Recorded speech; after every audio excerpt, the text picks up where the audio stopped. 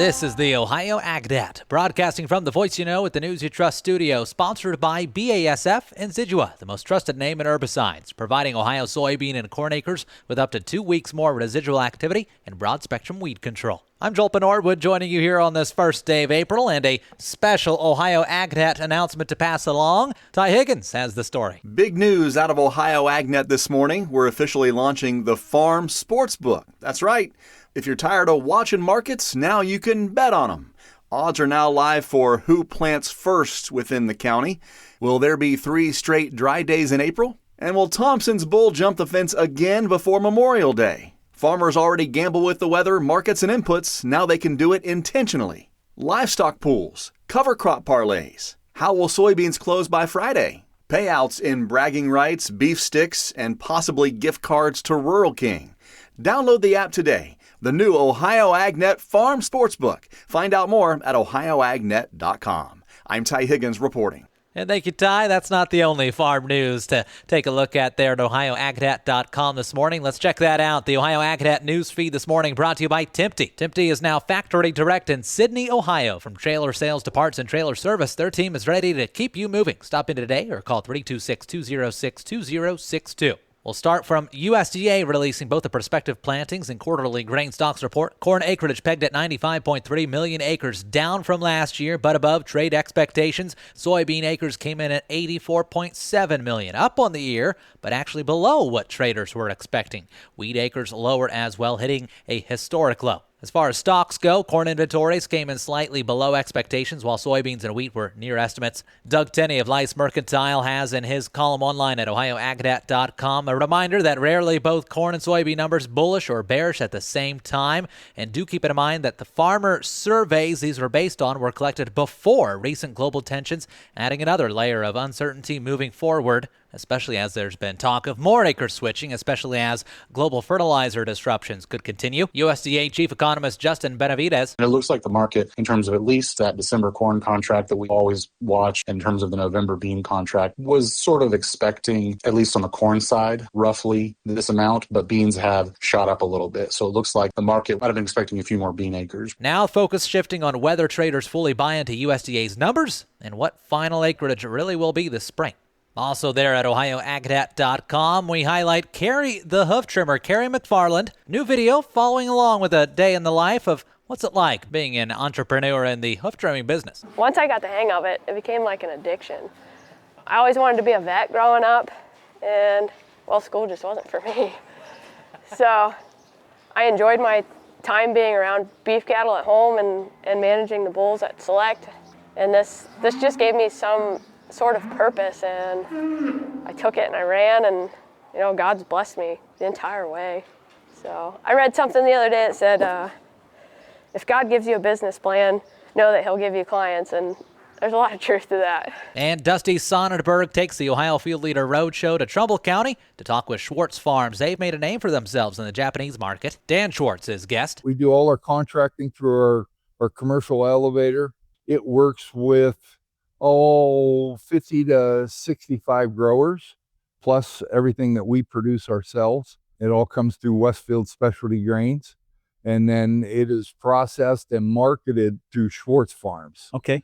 We've kept that name because that name has been with us in Japan for about 25 years. And as you were sharing with me before, reputation and names mean a lot to them. It really does. Again, all that news and more online at ohioagnet.com. And it is the start of April. That means it's time for the Buckeye Temp Tracker. Buckeye Temp Tracker is brought to you by BA Genetics. Real service, real results.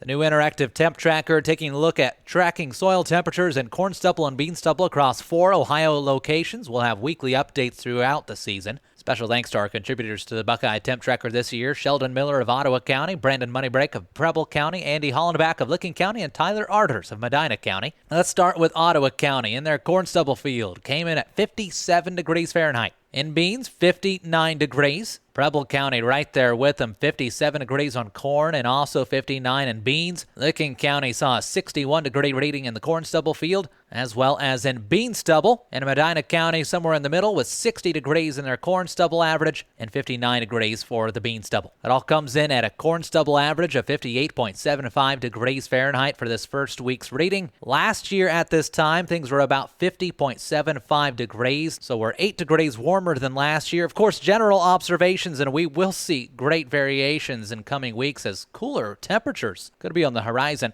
The bean stubble average calculated out to 59.5 degrees. That's about 9 degrees warmer than last year at the same time, but we'll see what the future holds. The full 2026 Buckeye Temp Tracker online at ohioagnet.com thanks to BA Genetics. And speaking of temperatures, let's not get any further without talking about the weather on the horizon. Brought to you by Seed Consultants. Simply better performance. Online at seedconsultants.com. Over to Ryan Martin. A slow sagging frontal boundary brings more moisture to Ohio today. I'm Chief Meteorologist Ryan Martin. Let's take a look at that forecast update. This front is associated with the moisture we saw work into Ohio yesterday in the afternoon. It continued overnight, and it's going to take its own sweet time working out today. The front itself sagging southward moisture in this system, moving from west to east, though, so that means we have the recipe for some significant moisture. I think today alone, another inch to inch and a half can happen. We'll take a little bit of a pause for a large part of Thursday, then overnight Thursday night through Friday, we've got showers and thunderstorms, more in western parts of Ohio than east, but I'm not going to get too cute there. And then finishing out the weekend, Saturday into Sunday, a strong front comes through, much colder air behind it, but I think that Saturday-Sunday event can bring us another half to 1 inch. So plentiful moisture coming through. We are now dry for a large chunk of next week. We may not be bright and sunny. We're definitely chilly for the first 3 days, below normal temperatures there. And then as we warm up late, another front for that next weekend. I'm Ryan Martin. And thank you, Ryan. We'll take a quick break, but we'll be right back up next on the Ohio AgNet, talking the I-71 and US 23 proposed connector and what it could mean for farmland. Hey farmers, planting season is almost here, and Ohio AgNet wants to bring lunch to your farm. Our Feeding Farmers contest is going statewide, and we'll soon be picking farms across Ohio to receive a visit from the Ohio AgNet and free lunch for your farm family and crew. If you'd like us to stop by, get signed up today. Just visit ohioagnet.com/feedingfarmers to enter. Feeding Farmers is brought to you by Ag Revolution, Paradise Energy Solutions, and the Ohio AgNet. The voice you know with the news you trust. Your farm news continues on the Ohio AgNet. US 23 and I-71, a new connector being proposed there, and has many farmers in its way extremely concerned. Our own Brianna Smith has the story. A proposed connector between US 23 and Interstate 71 is under review in Marion and Morrow counties, and for some farmers, the potential impact is hitting very close to home. The study has narrowed the project to a few possible routes, and all of them would affect Matt Klinger, a third-generation farmer who farms near Cardington alongside his father-in-law. Those proposed paths would run through the main hub of their operation, impact multiple farm fields nearby, and even affect his father-in-law's home. I'm visiting with Klinger to talk about what those possibilities could mean for their farm and for the future of agriculture in the region. This bypass will directly affect me in a major way. Right here, all three proposed routes that we have now are coming through my main hub here and the family farm. The other concern that I have beyond that is most of the routes cut off and leave a section over there. So you're basically landlocking a piece of land that I have no way to get to. On top of, if they cut this road off, they say they're not going to go over every road. An example would be if they cut that road off right there at my father-in-law's, how far am I going to have to go to get around? And oh, by the way, when I get there, depending upon where they cut it off, I can't access major acres. There's 155 acres here, and you're basically coming at an angle and splitting it. What will be left, and what will be the value of that? What will happen with that? That's just one of many concerns. And as well as the other impact that comes to mind is subsurface drainage. Most farmers in the better farms have subsurface tiles, and culverts are not going to fix that. You know, those investments are multi-year investments. Those aren't things that you recoup in a year's time. So that's just, you know, a few of many concerns. It's a very stressful time. Farming's tough enough with the inputs that are high and, you know, the general stresses of farming and self-employment, the razor thin margins with grain prices and things.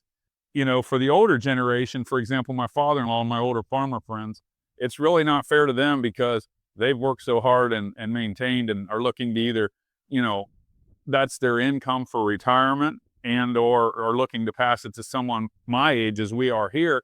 And it's causes a lot of stress on someone my age because do you invest in that tile? Do you possibly purchase that farm? Will you be farming? I mean, can you even operate? Can you get around? There's heavy traffic here now.